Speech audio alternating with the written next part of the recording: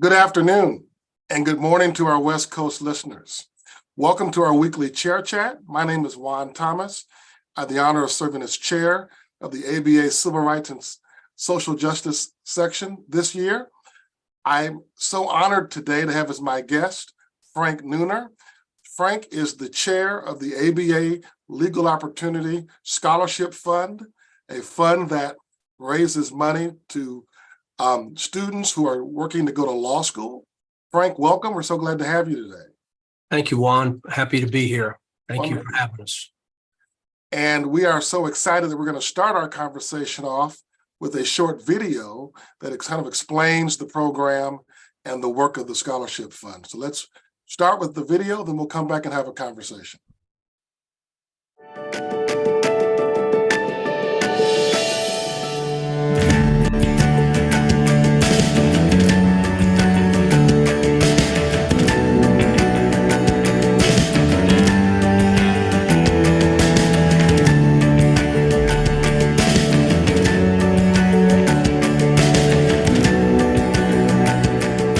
My name is Noor Iqbal Kara. My name is Philip Nelson Smith Jr. My name is Efren Garcia. My name is Kevin Googe. My name is Jason Crow. My name is Belinda Marin Bolin. And I'm proud to be an ABA Legal Opportunity Scholar. I would not be where I am, a Latina lawyer working at a top corporate legal department, if I had not received the ABA Legal Opportunity Scholarship. As a son of Mexican immigrants and a first-generation Mexican-American, I grew up near the Texas-Mexican border.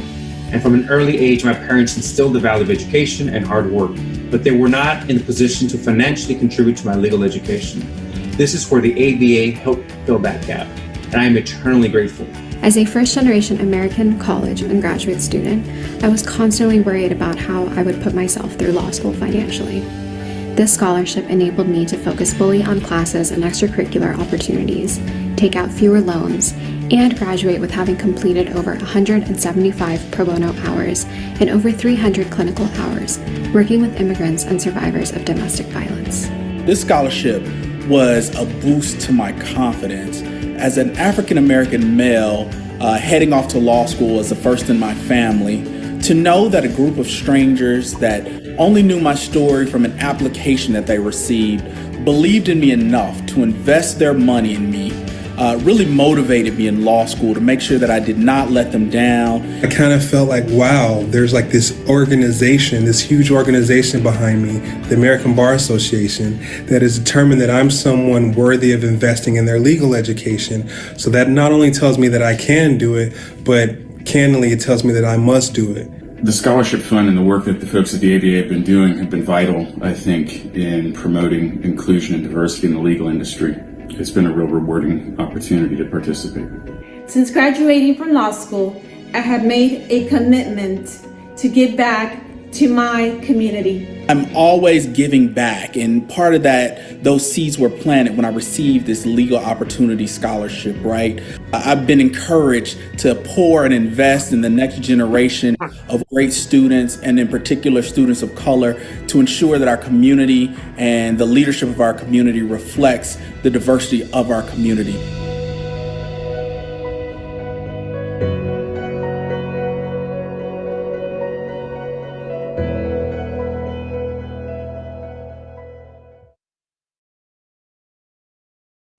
Frank, that's a great video that kind of tells the story of your work.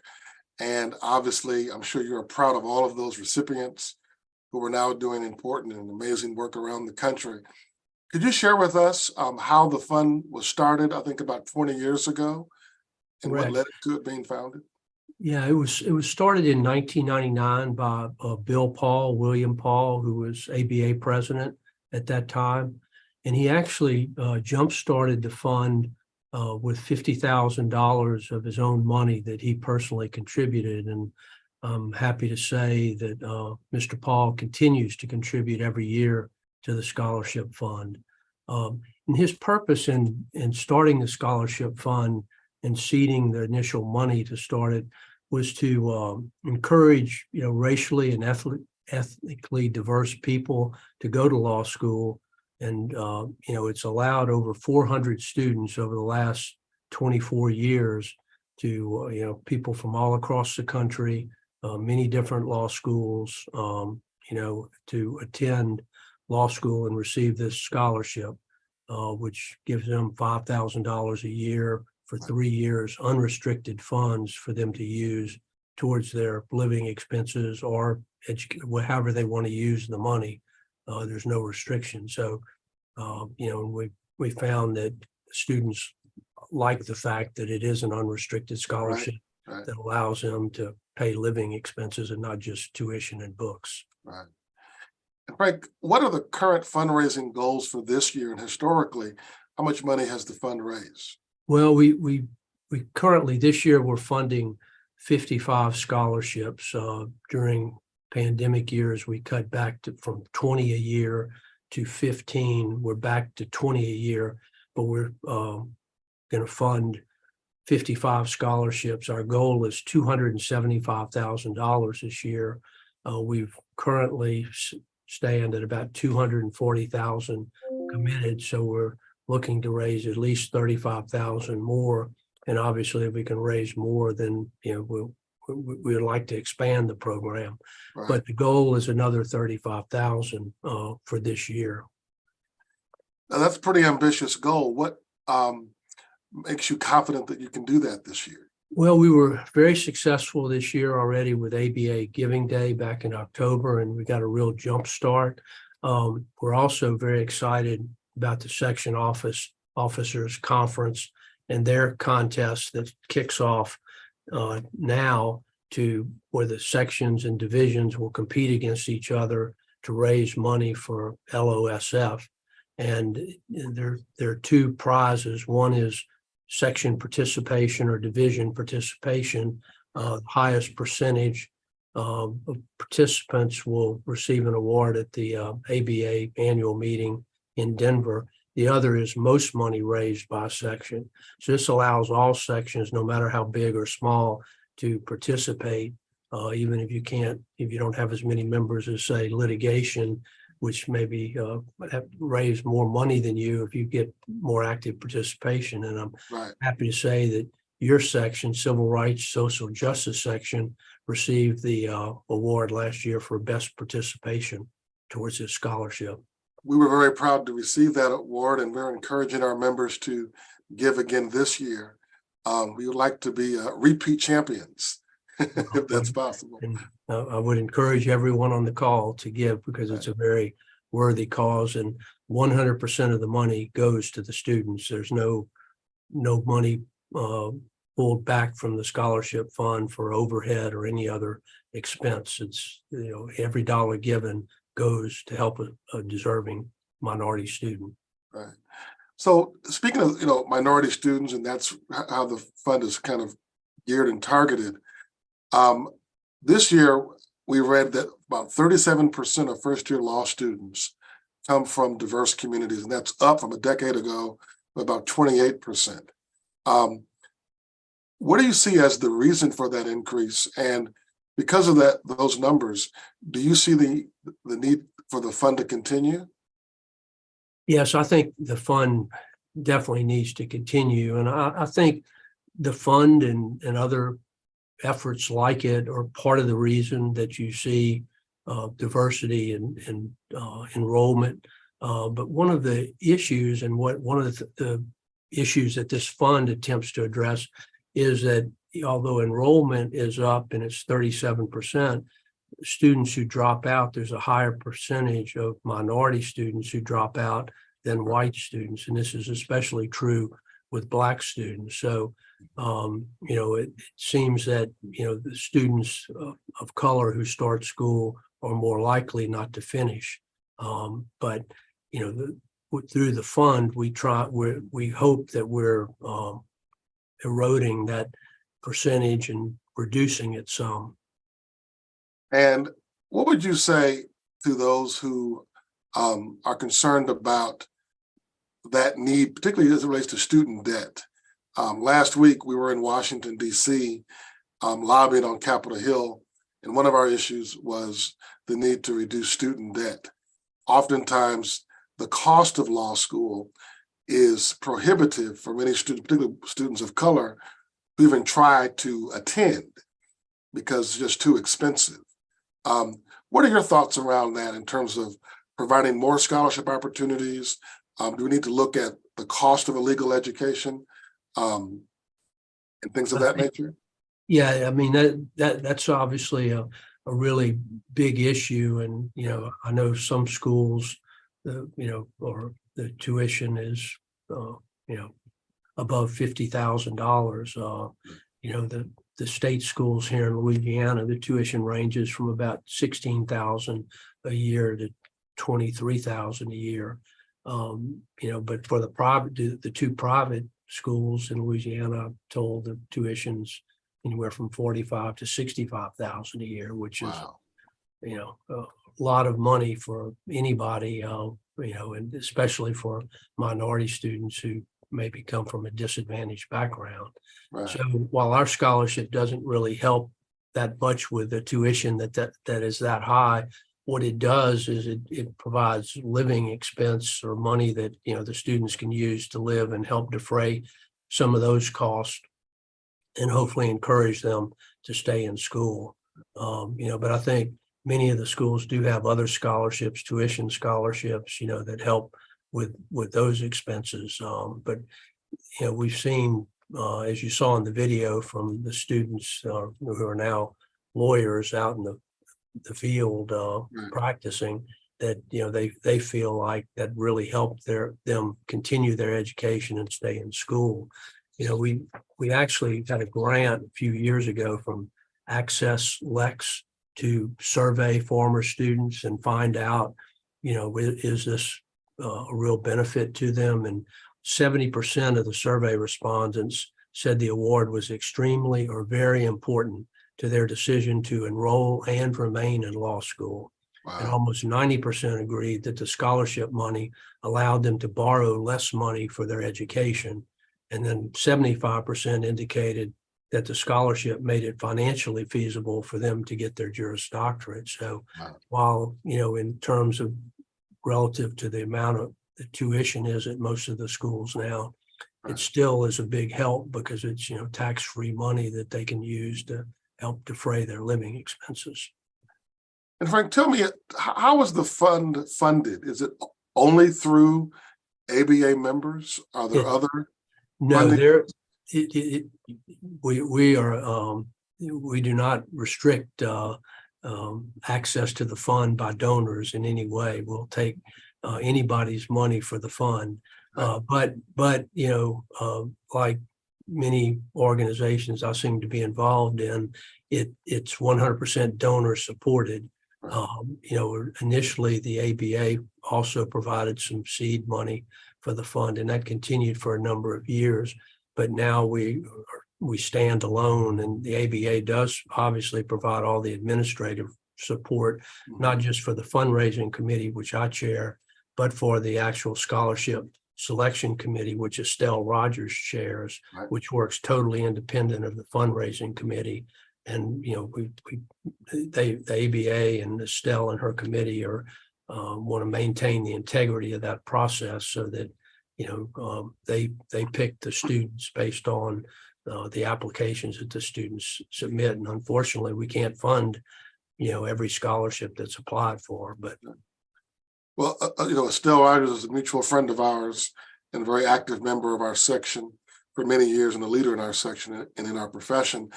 I'm wondering, speaking of the selection process, what is the timeline for that process? When can students apply? What do they have to submit to be considered?